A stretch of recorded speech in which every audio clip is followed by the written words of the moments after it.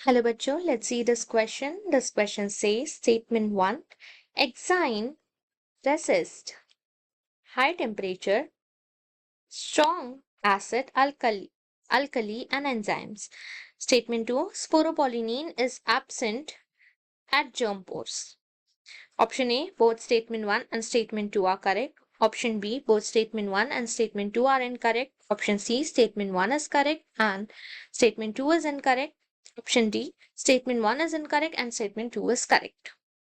So यहाँ statements दी गई है कि जो एक्साइन होता है वो सबसे पॉलन को बचाता है, रेसिस्ट करता है, रोकता है हाई टेम्परेचर को, स्ट्रॉन्ग एसिड से, अल्कली से, एंजाइम से, सबसे वो बचाता है। स्टेटमेंट 2 में दिया गया है कि स्पोरोपोलिनिन जर्म पोर की जगह पे एब्सेंट होता है। की concept for this question is exine. Exine ये स्ट्रक्चर पॉलन में होता है, present in pollen, outer most layer of pollen, outer layer of pollen grain. So ये बना हुआ होता है स्पोरोपोलिनिन से, made up of sporopollenin, made up of sporopollenin से बना हुआ होता है।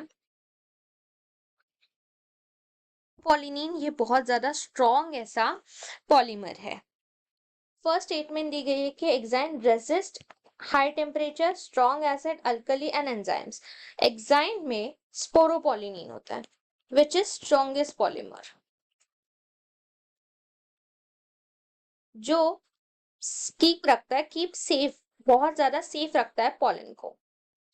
तो ये बहुत ज्यादा स्ट्रॉन्ग पॉलीमर होने की वजह से it resist heat, it resist all the external harmful problems, it resist harm to sperm. अभी इसकी वजह से जो पॉलन ग्रेन है उसको भी कुछ नहीं होता, हार्म टू पॉलन, रोकता है ये। तो फर्स्ट स्टेटमेंट एकदम सही है कि एक्साइन में स्पोरोपोलिनिन होता है, वो स्ट्रॉन्ग पॉलीमर है और वो ये सब रोकता है। तो फर्स्ट स्टेटमेंट करेक्ट है। Second statement, sporopollenin absent in germ pore. अभी इतना स्ट्रॉन्ग मटेरियल है तो जरूरत है कि जो पॉलन है वो भी बाहर आ जाना चाहिए, पॉलन ट्यूब। सो पॉलन ट्यूब बाहर जाने के लिए अगर एक्साइन ऐसा है तो इसके यहाँ बीच बीच में जर्म पोर्स होते हैं। क्यों? तो उन जर्म पोर में से पॉलन ट्यूब बाहर जा सके इस तरीके से। So these are germ pores.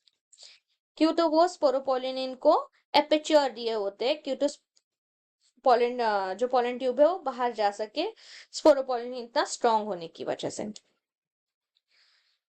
Absent, sporopollenin absent, तो उस जगह पे स्पोरोपोलिनिन नहीं होता है जहां जहां जर्म पोर होते हैं। सो ये वाली स्टेटमेंट भी सही है। सो दोनों भी स्टेटमेंट सही है, तो बोथ स्टेटमेंट 1 और 2 आर करेक्ट। करेक्ट को मार्क कर लेना है क्यों तो कंफ्यूजन ना हो। So our final answer is option A, both statement 1 and statement 2 are correct. Hope you understand it well. Best of luck.